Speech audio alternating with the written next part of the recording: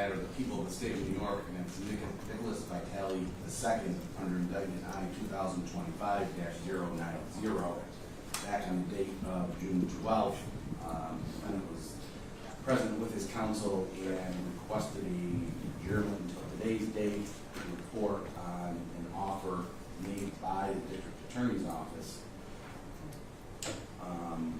My understanding of the offer is that the defendant will be allowed to plead guilty to attempted offering a false instrument for filing under the amended 7th count for being a misdemeanor. There would be a conditional discharge to obey all laws, a fine set by the court, a $200 state surcharge, a $50 DNA fee. The defendant would have to waive or give up his right to appeal, and he would have to agree to resign from the Department of Corrections. I guess I would leave that up to the DA's office and how they want that done. Is that your understanding of the offer, Mr. Patrick? Yes, Judge. And Mr. Paslak, is that your understanding of the offer? It is, and I have had sufficient time to discuss that in detail with my client. And Mr. Vitale, is that your understanding of the offer? Yes, it is, Your Honor. And is what you would like to do today is plead guilty and accept that offer with the proposed sentence? Yes, Your Honor. Okay, I'm going to have my clerk swear you. Please raise your right hand. Do you swear to tell the truth, the whole truth, and nothing but the truth, so help you God? I do. Mr. Vitale, I'm now going to ask you some questions to help me decide if I can accept your plea of guilty. At any time, if you need to speak with your attorney, if you do not hear me, or you do not understand my question, you are to tell me. You understand that? Yes. Have you spoken with your lawyer about your case, about pleading guilty, and about thereby waiving your right to a trial by jury? Yes, Your Honor. Are you satisfied with the services of your attorney? Yes, Your Honor. Have you had sufficient time to discuss this case with your attorney? Yes, Your Honor. The charge that you are to plead guilty to, attempted offering a false instrument for filing under the 7th count, is a Class A misdemeanor. And Ms. Patrick, do you have a motion to make in regards to that 7th count at this point? Yes, Judge. At this time, contingent on the defendant's plea thereto, people would move to amend count 7 to an attempted offering to file a false instrument. Any objection to that motion, Mr. Pasalacqua, for plea purposes? None, Your Honor. Count 7 will be amended for plea purposes to attempted offering a false instrument for filing.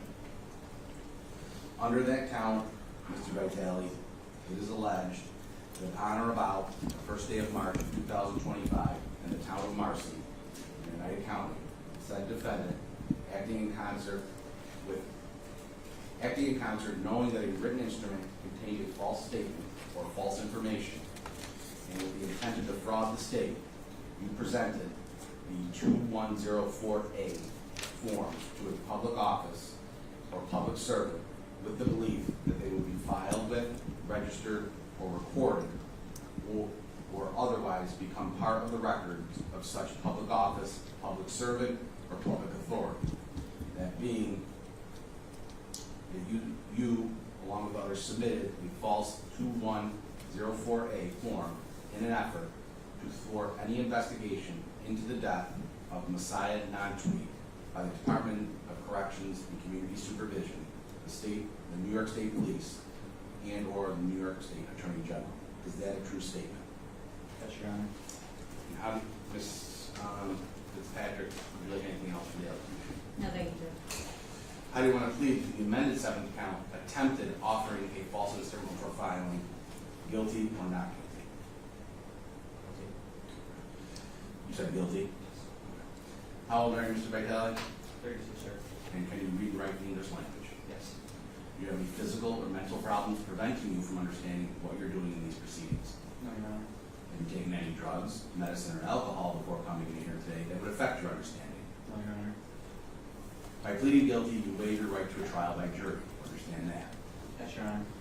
In a trial by jury, you would be presumed innocent and you'd be entitled to the following rights: to be represented by your attorney, to confront and cross-examine witnesses presented by the government, to remain silent and not incriminate yourself. You have the right, but are not required, to call witnesses and testify yourself. Finally, you have the right to require the government to prove your guilt beyond a reasonable doubt. To a jury of 12 people, you must be unanimous in finding that you are guilty. You understand each of those rights, and that by pleading guilty, you're giving up those rights. Yes, Your Honor. Do you understand that by pleading guilty, you give up any defense you may have to these charges? Yes, Your Honor. Do you understand that a plea of guilty is the same as a verdict of guilty rendered by a jury after a trial? Yes, Your Honor. Other than the plea and sentence agreement placed on the record here today, has anyone made you any other promise, commitment, or representation of any kind to get you to plead guilty? No, Your Honor. Has anyone threatened you, forced you, or pressured you to plead guilty against your will? No, Your Honor. Are you therefore pleading guilty voluntarily of your own free will and choice? Yes, Your Honor. As part of your negotiated plea, you're required to waive or give up your right to appeal. As a defendant in this court, if convicted, you have a right to appeal a judgment of conviction to a higher court known as the Appellate Division in Rochester. You can, with your attorney, and a free one, if you cannot afford it, file a brief and argue before that court that there exists some legal, factual, or other impediment to your conviction in this court. That is a right you have, and that is a right you can waive or give up. And it is being required that you waive your right to appeal on condition that I give you the sentence promised. What that means is your conviction and sentence will be final. And there's nothing that you or anyone else can do to go back after the fact and change that. Do you understand that? Yes, Your Honor. Have you discussed waiving your right to appeal with your attorney? Yes, Your Honor. Do you agree to waive or give up your right to appeal on condition that I give you the sentence promised? Yes, Your Honor. Do you do so voluntarily of your own free will and choice? Yes, Your Honor. Mr. Basilakwa has in front of him the rights that I just went over in writing. Please review them with him and sign that document.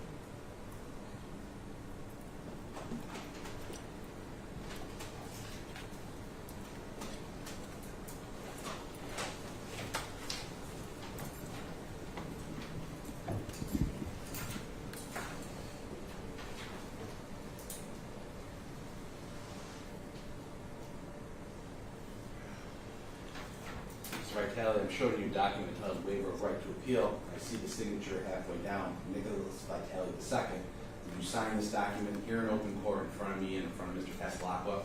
Yes, Your Honor. Mr. Basilakwa, you signed witnessing your client's signature. I did. Court will sign and approve the waiver of appeal. Based on the defense statements in his demeanor here in court, I find a knowing voluntary plea with a factual basis. I will direct the clerk to enter the plea in the minutes of this court. Ms. Fitzpatrick, any objections to sentencing taking place today? Judge, I guess I would just ask Mr. Basilakwa if we have any, I don't recall, did you send us proof about resignation? I did send a draft letter. I can have it effectuated and mailed with proof of mailing. Then I have no objection with that, obviously being part of the sentencing. However, I did see the draft letter and I'm fine with moving forward today for efficiency's sake. I guess what we can do, Ms. Fitzpatrick, do you want to give Mr. Basilakwa a date that he needs to provide proof that Mr. Vitale has actually resigned? How long? I should be able to have that to you by Monday. That's fine, Judge. So, I'm going to say July 11th, Ms. Fitzpatrick. Anything you would like to say, Ms. Fitzpatrick, before I send this to the defendant? No, thank you, Judge. Mr. Basilakwa, is there anything you would like to say? no, Your Honor, thank you. And Mr. Vitale, is there anything you'd like to say? No, Your Honor. The sentence of this court for the defendant's conviction for attempted offering a false instrument for filing, the defendant will be sentenced to a fine of $750, there will be a $200 state surcharge, a $50 DNA fee. The defendant did waive his right to appeal at the time of his plea, so I'm not going to go over that with him now. And Mr. Vitale, please ensure, I know Mr. Basilakwa said he will take care of it, but it's your responsibility as well to ensure that you get this letter out and that you resign by the 11th. If that is not done, then I can bring you back in here and you will be in violation of your conditional discharge. As part of that conditional discharge, you are to violate no laws between now and the next year. If you do violate any law between now and a year from we sentence you up to a year in the Oneida County Jail. You understand all of that? Yes, Your Honor. Before we leave, Mr. Vitale, our court officer will need to get a DNA sample from you. Mr. Gaslock, you can help you with that.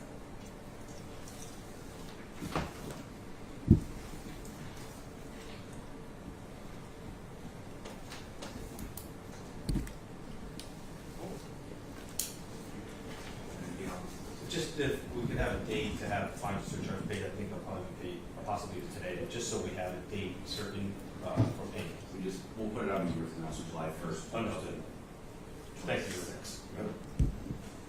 All right, you're all set, Mr. Vitale. Thank you, Judge. Thank you.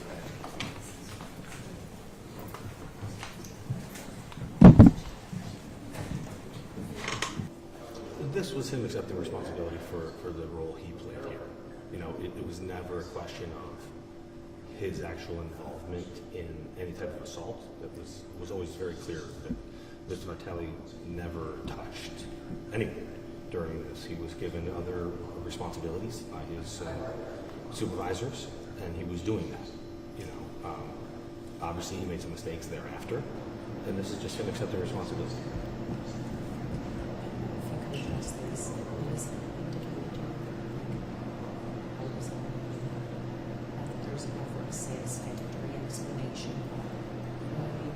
Honestly, no, because his role, even though Mr. Vitale was in the room, he was not facing the assault. He was tasked with making sure the cellmate was not involved and didn't get involved. So he was facing that individual, making sure he remained calmly in the corner while the events that took place happened behind Mr. Vitale's back. Has he, I mean, you're also handling a client in another case. Has anyone, I guess, talked about how this is happening, how these officers get in kind of this mentality of this happening?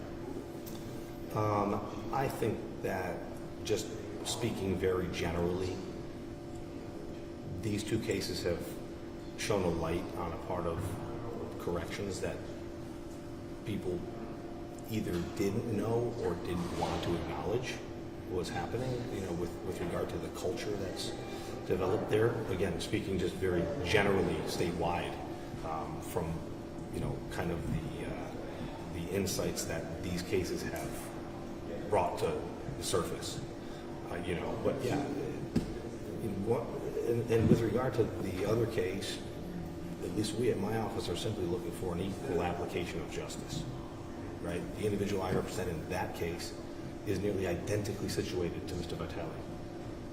He was in the room maybe 37 seconds, never a question of ever touching anyone at all, always doing the task he was instructed to do by a supervisor. Yet he faces manslaughter. Doesn't match. There are people out there that feel that these officers are being vilified for something that's wrong with the whole system. From your unique perspective, do you feel that that's the case? No. Do I think that some people are being over-prosecuted for their role? Without question.